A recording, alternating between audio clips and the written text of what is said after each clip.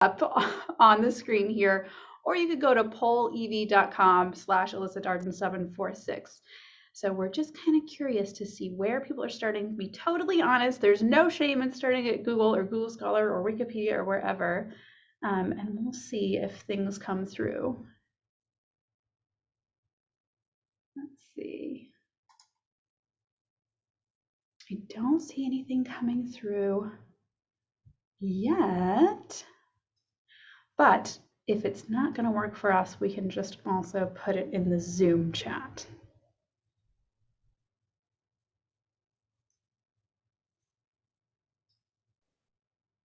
Alyssa, I'm sorry, are you trying to get us to respond? Yes, let's do this. Go ahead and just put it in the Zoom chat rather than worrying about texting, because we don't have a ton of people. This works when you have a very large crowd, but there's not so many of us. So go ahead and put it in the Zoom chat about where you're starting your research. And Mark, what are the responses coming in? I'm screen sharing, so I can't see. We're getting a lot of C's actually, few A's. Oh, okay. Oh, one person selected Google. Everybody, 100% is using Google. So it sounds like a couple people starting at Google Scholar, a lot of people starting at the library's website, and some people just starting at Google. And wherever you're starting your research, that is actually perfectly fine and totally normal. Here's some data from the EBSCO Information Services User Research Group survey, which is a long titled survey. But 68% of students were saying they are starting at either Google or Wikipedia to get an overview, kind of identify their topic, narrow things down a little. 39-ish% of students were saying the library website's actually pretty difficult to use. And that is totally understandable because we have a lot of different vendors with different interfaces that feed into that. So at the end of the day, most students said that they were citing library resources.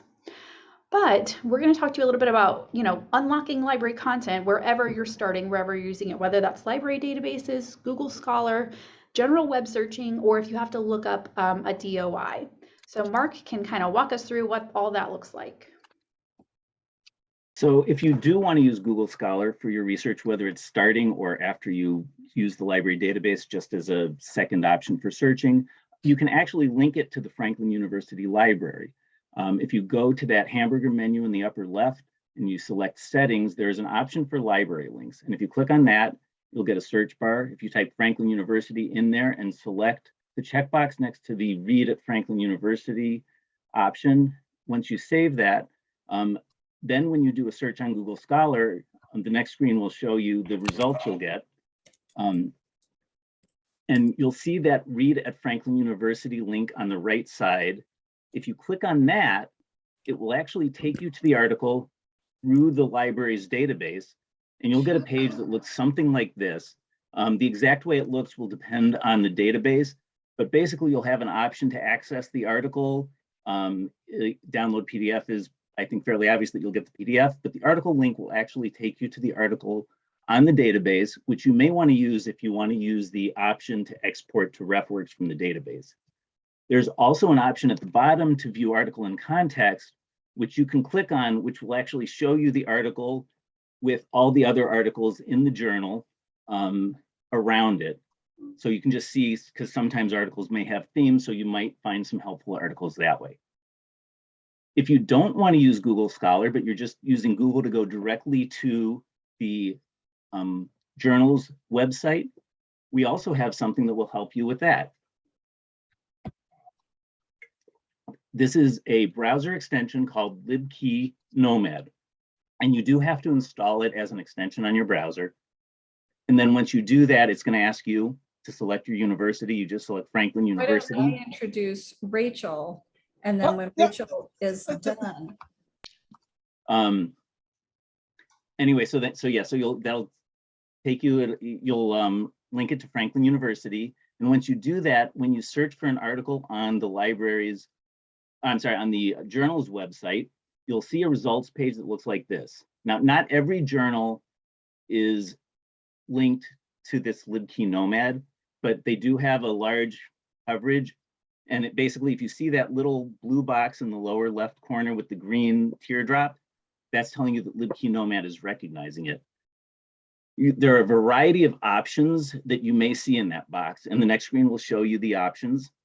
So if you see something that says download PDF or article link, that's something you can get through the library. And the nice thing about that is if you go without libkeynomad to the journal's website and try to click on an article, you may hit a paywall and they're going to ask you to pay money. But if you see this article link or download PDF, you can just click on that box and it will take you to the article on our website, so you don't have to pay for it. There's also an option for manuscript PDF, which means it's an open access thing, so libkey will still provide you access. Or you might see this access options. What that means is we don't have it through the website, but you can click on that and it will take you to a screen which will have all the information about the article. You can just put in your name, contact information, and ask the library to try to get you a copy using interlibrary loan. That's not the only way we have for you to get articles. If you go to the next slide, please. So another thing that you want to do is you might have a DOI for an article, but need to try to find it. And it can be a little bit difficult sometimes to use the DOI to get to the article. So we also have something called libkey DOI search. And if it recognizes you as being affiliated with Franklin, you're going to see a screen like this.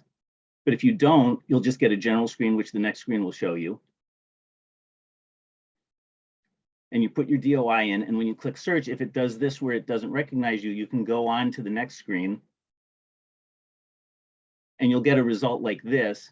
And then again, in that box there, you just put in Franklin University, click continue, and it is going to take you through to the article. Hopefully through our website, if it's something we have access to, you should get options like you did through whether either the Google Scholar or the browser extension, giving you an option to request access through the library or see it through the library.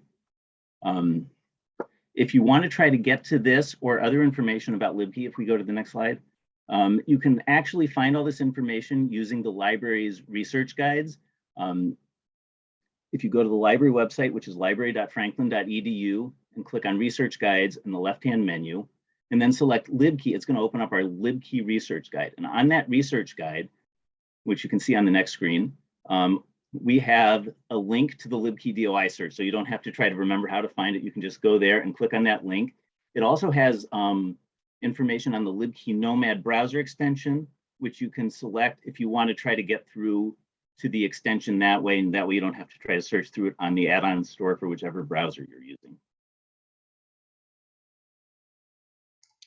Awesome. Thank you, Mark. libkey is a new product for us, so we want you guys to download that browser extension and start using it because it really helps bridge that gap. And if you've ever run into it before where you're like, oh, this is the perfect article, and there's a paywall, that's kind of the bridge to the library.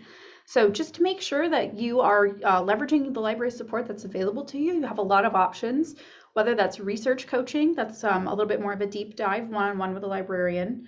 We have some workshops, video tutorials that are on our site. We try to make those short and sweet to really help you out. Research guides like Mark showed you, and all the doctoral programs have one. Some of your classes will leverage library e-texts, just access to databases and journals in general. If you have copyright questions, you can email copyright@franklin.edu. And if you're located in Columbus, we do have our study space down here on campus in Phillips Hall, if that's helpful. I think the previous presenter was talking about, just making sure you have a bit of a time and a space to get your stuff done. And so it's nice if you kind of schedule yourself at the Learning Commons and just know that you have a day and a dedicated space to do some of that work. This is our lovely library team. You've met Mark and myself, and we also have Megan Powell and Chris Casey that can help you out. In the lower right-hand corner of our website, you'll find this Need Help chat with us, and we can search alongside you. And even if you are searching on Google and still have some research questions, the same keyword kind of searching concepts still apply, so we can still help you out. And just reach out with any questions to library@franklin.edu, or you can give us a call, or you can use the chat. So we are here for you guys and wish you the best in your doctoral journey. Thank you. Alyssa and Mark, thank you so much. Very informative. And again, the great thing is the contact information.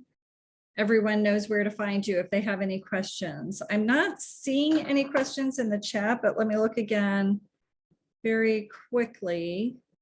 I just wanted to jump in and thank thank Alyssa and Marc for their help. Marc has helped me in the past in doing some research and giving me tips. And I'm definitely going to look at this LibKey because I'm one of the people, I started Google Scholar and then find the articles and go to the library to pull them up because it can be, the library site can be a little bit overwhelming, but this is a great tool. So thank you so much for this. Of course, yeah, you're welcome. You just got to look for that. We joke it's either a green teardrop for that access option if you're not having a good day researching, or a green little fire symbol for that LibKey. So hopefully you have more fire symbols than teardrops of that. All right, thank you so much. And now we will get ready for our next presentation. Our next question. Oh, sorry, go ahead. I didn't put it in as a question. I guess I just typed it in. But as far as the copyright support, is that available to graduates, alumni, or is that just for current students? Current students. Yeah, that's unfortunate, right? Because then you have to like ask a lawyer and pay. Yeah. All right. Yeah, so I thought I'd check. Current students, faculty, and staff that use that Okay. copyright support. Good question. Thank you. All right, thank you. Yeah, thank you once again. All right, so we've got a minute or two. If anyone has any general questions while we're having Rachel Silsdorf get ready for her presentation.